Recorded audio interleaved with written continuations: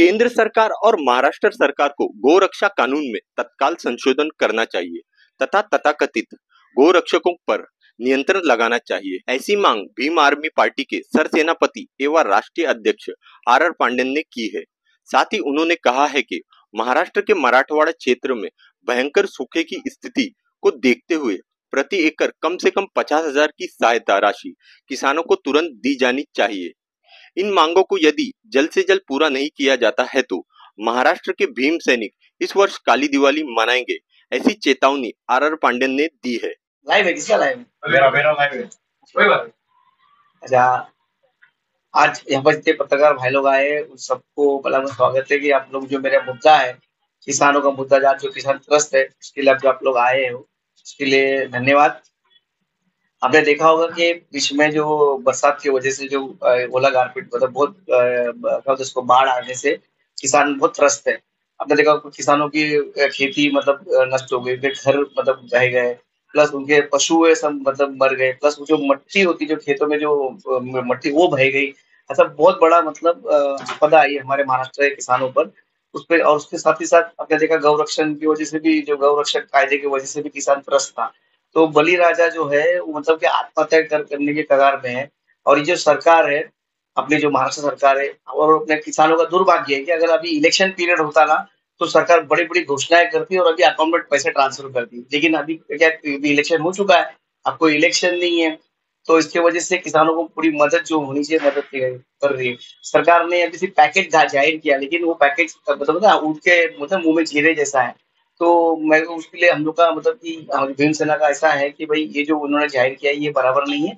हमारी मांग ये थी कि एक मतलब कि 1 एकड़ पर एकड़ जमीन में 50,000 रुपया, वो भी 16 तारीख से पहले, ये जो 16 तारीख दिवाली से पहले जो 16 तारीख उससे पहले अकाउंट किसानों के अकाउंट में पैसे जाना चाहिए। आपने देखा होगा ये सरकार ने वो लाड़की बहन योजना का भी पैसा रोक दिया है और जो पैकेज डिक्लेयर किया वो भी रोक दिया है, दे नहीं रही है। पर ये सरकार जो है उदासीन सरकार है, ये किसानों की मदद बिल्कुल नहीं करना चाहती है, क्योंकि अभी कोई इलेक्शन नहीं है, कुछ नहीं है।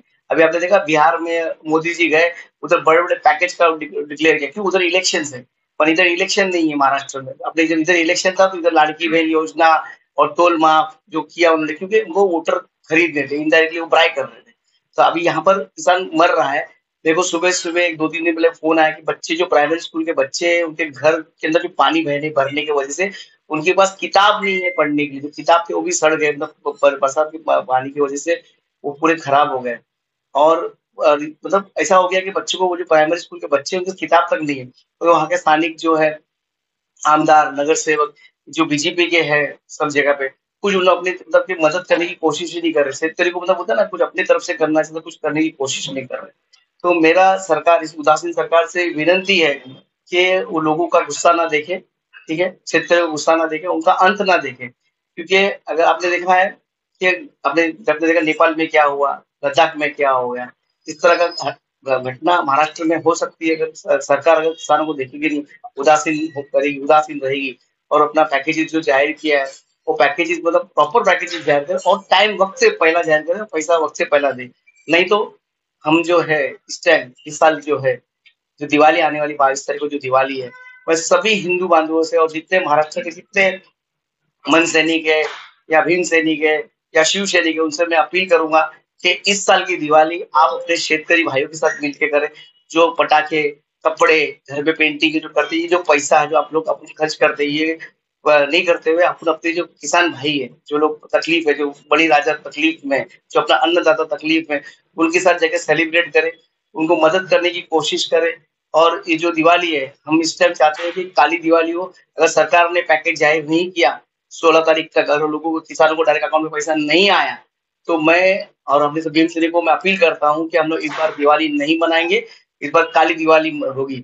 और जहाँ-जहाँ भी मतलब दिवाली का मतलब प्रोग्राम होने वाला होगा या लोग सेलिब्रेट करते होंगे, वहाँ पर जाके हम घोषणाबाजी करेंगे और उनका निषेध करेंगे।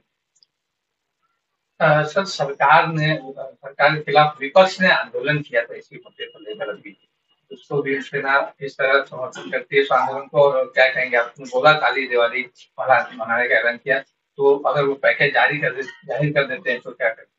देखो, अगर सरकार अगर पैकेज जाहिर करती है, बलिराजा खुश होता है और दिवाली उनकी सुखमय जाती है, तो हम भी आनंदित हैं। हम भी फिर हम सरकार की हम प्रशंसा करेंगे कि सरकार ने वक़्त पर उनको मदद पहुँचाई। लेकिन मुझे सरकार तो उदासीन लग रही है क्योंकि उनका कोई स्टेप नहीं दिख रहा है और उन्होंने जो पैकेज जो ये डिक्लेयर किया है, तो उसके अंदर वो ना उठ के मतलब मुँह में जीरे जैसा उन्होंने पैकेज किया है। मेरा हम लोग की माँग ये है कि कम से कम एग्री ₹50,000 मिलना चाहिए। जो विपक्ष ने आंदोलन किया उसके बाद तो विपक्ष ने आंदोलन किया लेकिन जोरदार आंदोलन आपने देखा होगा कि जो मीडिया भी थी एक दिन पहले पूरा मीडिया दिखा रहा था, लेकिन आज तुम देखो मोदी मतलब मोदी का ऐसा मोदी जो गवर्नमेंट है बीजेपी गवर्नमेंट है ऐसा मीडिया को दबा के रखी है कि ये लोग अभी गायब ही हो गया। किसान का मुद्दा ही पूरे उसमें गायब हो गया। राज ठाकरे खाना खाने जा रहा है उसके भाई के घर पे या मिलने वो दिखा रहे हैं। वो मुद्दा इंपॉर्टेंट है कि किसान का मुद्दा इंपॉर्टेंट है। तो एक छोटा सा लीडर राज ठाकरे वो अपने दूसरे घर पे जा रहा है अपने भाई के घर जा रहा है, तो मतलब ये जो मीडिया है वो दिखा रही है राज ठाकरे खाना खाने जा रहे हैं। ये क्या है न्यूज? शेतकरी मर रहा है, बच्चे को स्कूल के कपड़े नहीं है, उनके उनके जब ये घर पूरा दबा हो गया, उनके पशु मर गए, उसकी मदद क्या कर सकती है? वो नहीं हो रहा है। और राज ठाकरे उस बारे में नहीं बोल रहे, उद्धव ठाकरे इस बारे में नहीं बोल रहे, आने वाले इलेक्शन में क्या करना है, उसकी तैयारी कर रहे हैं। ये सब मतलब बहुत दुखदायी पांडे जी एक और आपकी जो पार्टी है भीमसेना ये राष्ट्रीय पार्टी है, आप उसके अध्यक्ष राष्ट्रीय अध्यक्ष हैं। आपके पार्टी से के माध्यम से आप किसानों को क्या मदद पहुंचा सकते हैं या किस तरह लोगों से अपील करके वहाँ मुहैया करेंगे? देखो ये जो प्रेस कॉन्फ्रेंस इसलिए बुलाई थी पहले आपको बताओ, हमारे जो भीमसेना पार्टी है ये दलित और गरीबों की पार्टी है। हमारे पास कोई धन दौलत या बहुत कुछ नहीं हमारे पास नहीं, हम तेरी हम सिर्फ लोगों के दुख में खड़े हो सकते हैं, संघर्ष कर सकते हैं, सरकार को झुका सकते हैं कि हमको मदद जो हमारा हक है हमको मिलना चाहिए, उसके लिए सरकार को झुका सकते हैं। ये पूरी कोशिश हम कर रहे हैं। और मतलब बलिराजा को पता ना मतलब फूल नहीं तो फूटा पता ना एक पगड़ी जो मदद कर सकते कोशिश करेंगे करने की। पांडे साहब राष्ट्रीय भीमसेना पार्टी के आप राष्ट्रीय अध्यक्ष हैं, शेतकरी का मामला उठा रहे हैं, क्या इस दौरान आपने किसी महाराष्ट्र में क्षेत्र में दौरा किया? देखो अभी जितने हमारे जिला अध्यक्ष है उन सबको मैंने बोला कि अपने अपने गांव में जहाँ-जहाँ जिला में जहाँ-जहाँ लोग तकलीफ में उनको मिले, उनकी जो प्रॉब्लम्स है वो सुने। देखो अभी हम लोग जाएंगे कहीं भी हम जाने की कोशिश करेंगे कि जो सरकार के लोग हैं मतलब आपने देखा होगा हमको ना उन लोग सही तरीके से मतलब ना हमको सपोर्ट मिलता है ना हमको परमिशन मिलती है। ये लोग मतलब इन लोग उल्टा हमको जाने को बाहर निकलने अभी आज ये प्रेस कॉन्फ्रेंस हम घर के अंदर कर रहे हैं, अभी आप परमिशन मांगते हैं कहीं और करना है तो शायद वो प्रेस कॉन्फ्रेंस की परमिशन नहीं मिलती। आप क्या बोल रहे हैं उसके पहले बताओ, क्योंकि ये लोग चाहते ही नहीं कि सरकार के खिलाफ कोई बोले। ये सरकार ही ऐसी है। किसानों का दर्द बहुत बड़ा है जिसको आप उठा रहे हैं वर्तमान समय में। अगर आपने कहा कि इस तारीख तक नहीं होगा तो वास्तव में राष्ट्रीय भीमसेना पार्टी के राष्ट्रीय अध्यक्ष सड़कों पर उतर जाए? बिल्कुल अगर 16 तारीख तक अगर सरकार ने अगर लोगों को जो शेतकरी को अगर मदद नहीं पहुंचाई जो हमने मांगनी की है, मतलब एकरी 50,000 का हमारी मांग है, कम से कम उतना तो मिलना ही चाहिए। अगर नहीं मिला ये जो बाकी जो योजना है लाड़की बहन ये सब का पैसा रोक कर पहले सर किसानों को मदद की जाए, ये हमारी मतलब मांग है। अगर नहीं होगी मांग पूरी तो 17 तारीख से लेकर दिवाली तक आप देखना जिले जिले में हमारे जितने भीम सैनिक है वो सब रास्ते में उतरेंगे और इस सरकार को मतलब नींद से हराम कर देंगे और मैं खुद रास्ते में उतरूंगा आपको बता रहा हूँ। आपने 50,000 रुपए एकड़ की मदद मिलने की बात कही, 50,000 या उससे नीचे? देखो हमसे कम से कम मिनिमम हम 50,000 मांग रहे क्योंकि तो आपने देखा होगा शेतकरी का फसल तो बर्बाद हुए जो मिट्टी जो होती जो किसान की जो खेतों की मिट्टी वो बह गई है, वो तो समझो 50,000 में कुछ होने वाला नहीं, लेकिन फिर भी होता है ना कुछ नहीं तो मतलब फूल की पाकड़ी सरकार ने मदद करनी चाहिए, ये वो बहुत जरूरी है इसलिए हमने 50,000 की मांग की। सर मुस्लिम आर्मी को क्या जरूरत है आंदोलन का? आज सबसे बड़ी एक केंद्र और स्टेट में शिवसेना भी है, उसके बाद बीजेपी सरकार है, तो क्या जरूरत पड़ी सर इसमें भीमसेना को इस पर प्रेस कॉन्फ्रेंस और आंदोलन करने की जरूरत पड़ सकती है? देखिए आपने देखा होगा अभी जो शिवसेना पार्टी उद्धव जी की पार्टी है, फिर वो सिंधे जी की पार्टी तो सरकार में बैठी हुई है। अभी जो उद्धव जी की पार्टी है, मन से जो अलग जो पार्टी है, उन सबका अभी पूरा फोकस है ना नगर पालिका पे और खास करके मुंबई के नगर पालिका पे। अगर ये मतलब दुर्भाग्य है कि हमारे मुंबई में खेती नहीं है, अगर हमारे मुंबई में शेतकरी होती तो शायद ये भी पैसा गिरता। तो ये हमारा मुंबई का मतलब क्या हमारे शेतकरी का दुर्भाग्य है कि मुंबई में खेती नहीं है, ना तो ये इधर खेती होती ना तो इसके लिए भी इन लोग लड़ते। तो अभी फिलहाल इनका पूरा फोकस इनका नगर पालिका पे, इनको कब्जा करना नगर पालिका पे, इसकी वजह से जो किसान को मतलब बाजू किया जा रहा है। सर प्रेस कॉन्फ्रेंस कर रहे हैं इस दौरान आपकी बैनर लगा है गौ रक्षण कायदा संशोधन जारी, क्या है इसका क्या उद्देश्य क्या होगा? देखो गौ रक्षा का मुद्दा तो मतलब ये जो कायदा बना है, गौ माता हमारी भी माँ है, जो देसी गाय वो भी हमारी माँ है। लेकिन आपने देखा गौ रक्षण कायदे की वजह से जो गौवंश है, जैसे कि पाड़ा है, फिर अभी जर्सी गाय आपने देखा होगा, जर्सी गाय जो दूध के लिए ऑस्ट्रेलियन हाइब्रिड गाय है, तो वो इधर लाया मतलब वो लाके उसको पालते हैं या तो खरीदते हैं। तो कभी कभी क्या हो जाता है कि वो दूध देने में असमर्थ हो जाती है या तो उसको दूध नहीं हो पाता है, और उसके जो बच्चे होते हैं वो बच्चे मतलब ना किसान खेती के लिए भी काम नहीं आते, कुछ काम के लिए नहीं आते। तो पहले किसान ये सब क्या करते थे, ऐसी जो गायें होती थी, तो देसी गाय की बात नहीं कर रहा हूँ, जो गौवंश के अंदर जो मतलब कि ये आता है, जैसे कि पाड़ा है और ढोर है और ऐसा जो अलग अलग जाति है उसके अंदर, गाय की बात नहीं, देसी गाय की, देसी गाय हमारी भी माँ है, हम उसकी बात नहीं कर रहे। लेकिन उसके अंदर क्या हो रहा है, जो ये जो चीजें है, ये जो गायें है, तो इनको जब शेतकरी पहले क्या करता था, जो आठवड़ा बाजार है उधर व्यापारी लगे उधर बेचते थे, उसके बदले फिर नई गाय नई भैंसे खरीदी जाती। लेकिन बीच में ये गौवंश के कायदा बनने से जो गौ रक्षक बोल के नया एक ब्रिगेड तैयार हो गया, जो मतलब के उनका मतलब कि वो तो बेरोजगार थे, तो उनको एक नया वो फंडा मिल गया, इनके जो आका है इनको फाइनेंस करते हैं, इनको स्कॉर्पियो गाड़ी, हथियार क्या क्या देते हैं। और इनका काम क्या होता है, ऐसी गाड़ी को पकड़ना जहाँ पर मतलब भैंस जा रही है, ठीक है, ऐसा नहीं कि गाय जा रही है, उसमें भैंस जाता है, जर्सी गाय जाती है, ऐसे को पकड़ते हैं, पुलिस स्टेशन को पहले खुद पकड़ते हैं, फिर पुलिस से सेटिंग करके उसको अपने जो मतलब सेटिंग वाले जो गौशाला उधर डालते हैं, वहां पर डालने के बाद वहां से जो है वो फिर चली जाती कत्तल खाने में या किधर जाती है वो पता नहीं, वो अलग रैकेट चलता है। तो ये जो किसान है उसके अंदर जो मतलब कि जो इस तरह होने की वजह से किसान जो बेचकर जो नए गाय ले लेता था वो ले नहीं पा रहा है।